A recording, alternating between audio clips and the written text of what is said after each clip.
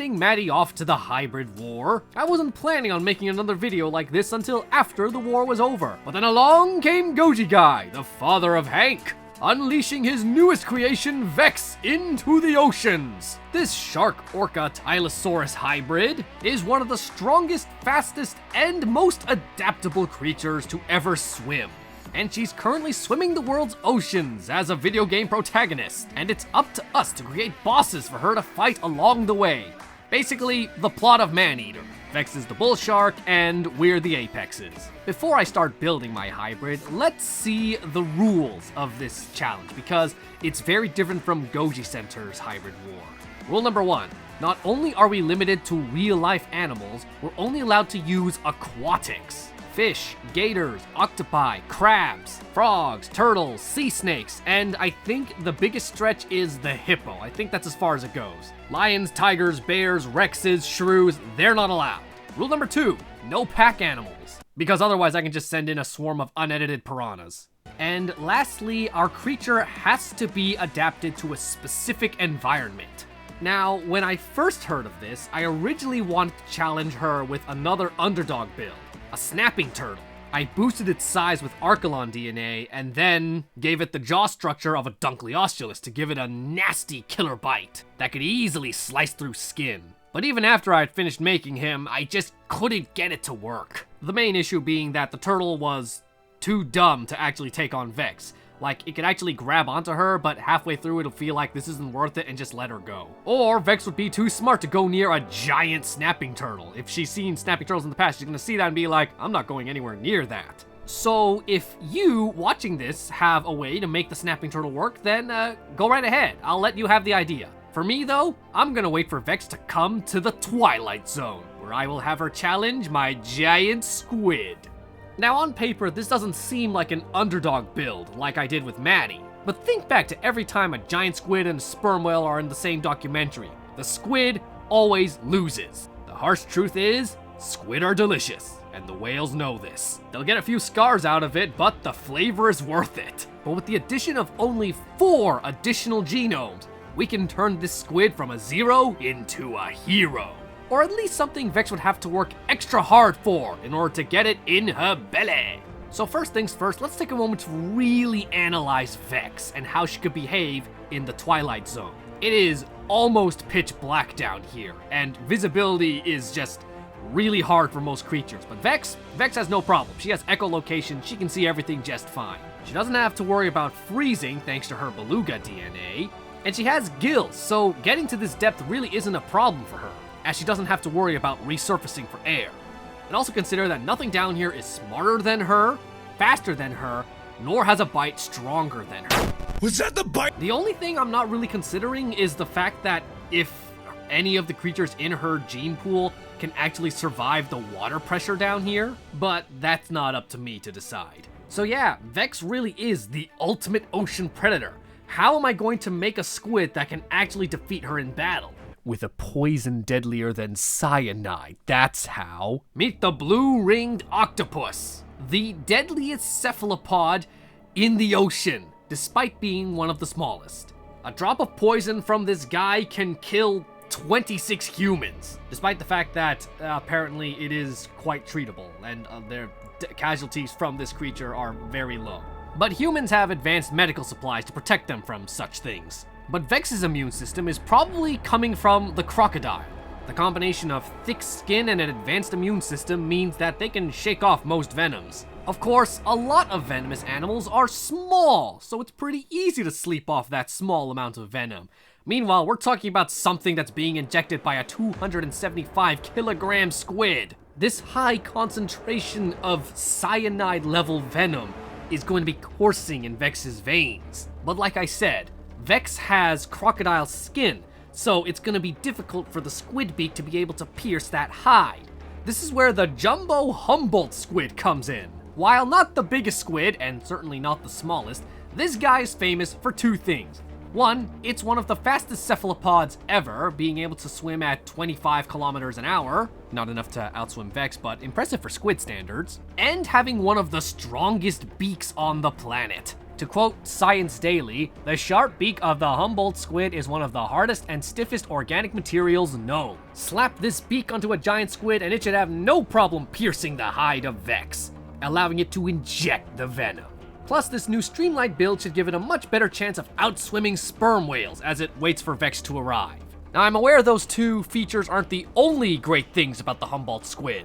It also has hooks on its arms, which, very freaky. It's also capable of communicating with other members of its species, using the power of color changing. The octopus also has this skill. However, I'm not going to be including these features on my squid. The teamwork ability is basically useless since we're not allowed to bring multiple specimens. And I feel that the serrated suckers of the colossal squid will be a lot better in this matchup against something with crocodile skin. We will be keeping the octopus's blue ring patterns though. Why? Well, because why not? They look cool.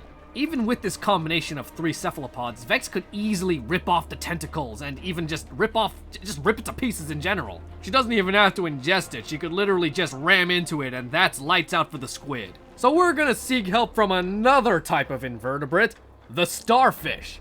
No, not Patrick, but his dangerous older brother, the crown of thorns starfish. While blue-ringed octopi inject venom through biting, the crown of thorns, or COT, is covered in sharp spines that can inject venom upon contact. Adding this to the squid will give it a secondary means of injecting venom by covering it in spines all over its arms, tentacles, and a few parts of its body. This will sacrifice a bit of agility, but in the long run will protect it against other whales. And will protect it from Vex's ramming attack, because if she rams it, she's gonna get a face full of poisonous spikes. And that's it, the squid is already equipped to take on Vex. All that's left now is a little more pizzazz. Using the same selective process that gave Vex her glass fins, I can add the DNA of specific deep sea squids to allow my squid to produce bioluminescent ink, without any of these squids' behavioral traits. This doesn't technically benefit the squid in any way. I only really added it because it looks cool. However, since Vex is part orca and beluga, that means she should be naturally curious about things, which means if she sees this blue ink for the first time, she's gonna get distracted by it by saying, "Oh, what the heck is this?" And then my squid can take advantage of the situation and attack her while she's distracted. Originally, this was where my hybrid reached its final form, with only 5 creatures in the genome. Because deep down I knew no matter what I added to this squid, it was destined to lose to Vex, which is later reflected in the squid's nickname. I mean, how am I supposed to defeat a hybrid that has orca DNA as one of its main contributors? Walrus, orcas eat those. Octopus, orcas eat those too. Polar bear, and I think orcas could eat those. I was almost ready to accept that my squid was only good for death. Then, I had a thought. A delightfully devilish thought that would allow my squid to cheat death. Squids and starfish are already famous for their regenerative powers. Squids can grow back arms and tentacles, and starfish take it a step further by growing new starfish out of the sliced limbs. Now obviously we're not going to be able to make a squid that can grow out of a single tentacle, but we can add a creature that will allow the squid to regenerate any part of its body, and gives a purpose to the blue rings we kept in earlier. Meet the squid's secret weapon, the axolotl!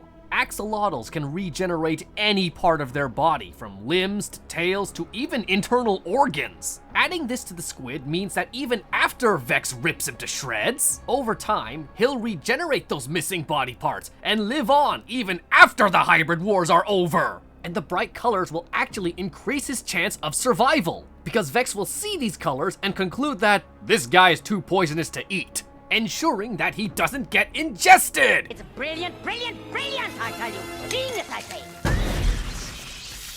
But enough stalling. Allow me to introduce you to Architeuthis spinosa, but you can call him Kamikaze.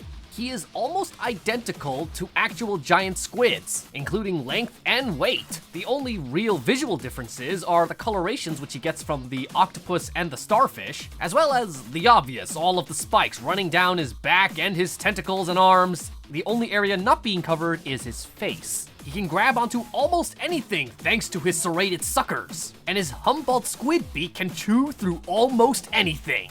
And even if you somehow manage to survive all that, now you have to survive the venom that's been injected into you.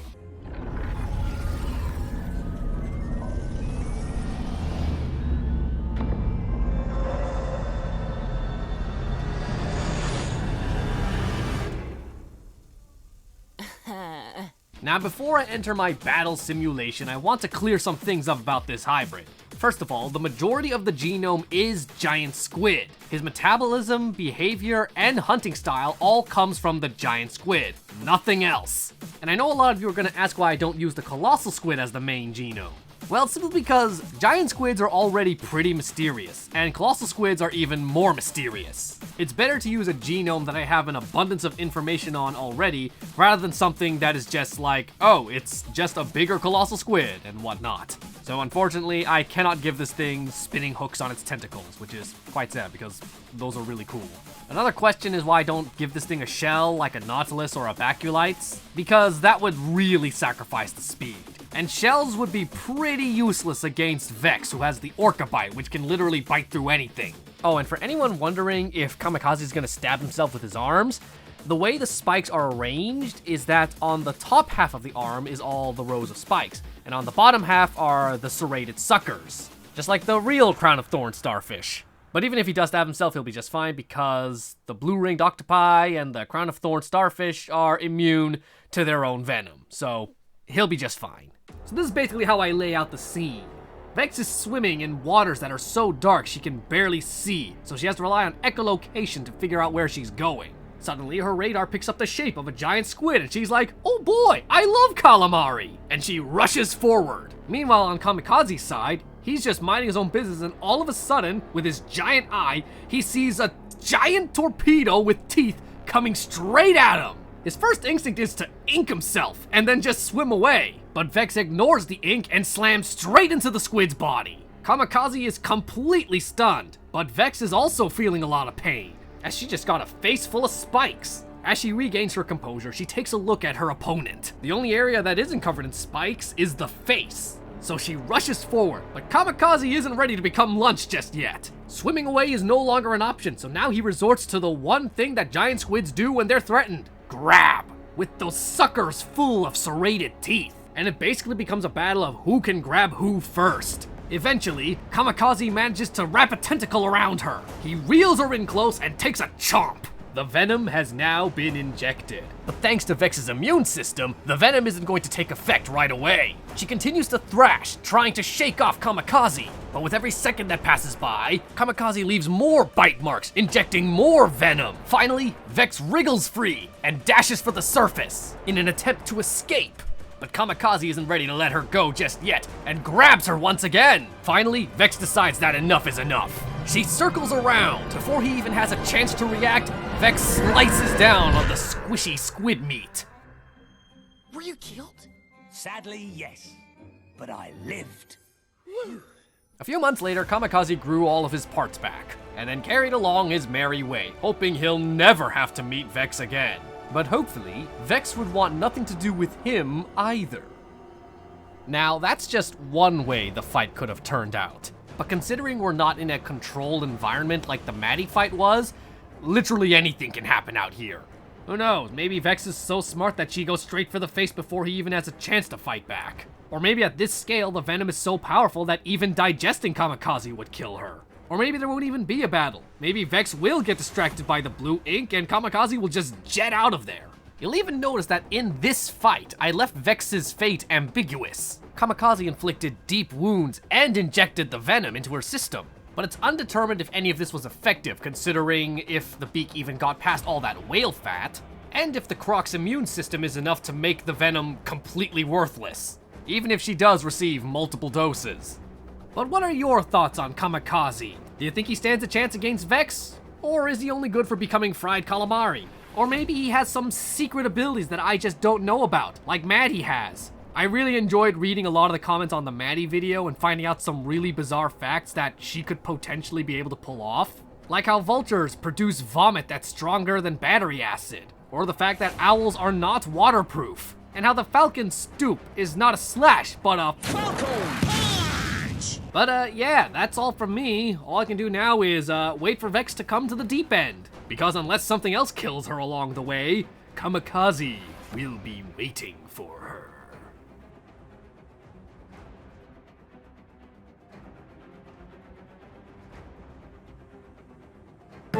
Hey guys, thanks for watching the video from beginning to end. If you want to see more, subscribe to the channel for the Zainreborn community. See you in the next one. Bye-bye. Bye. Bye.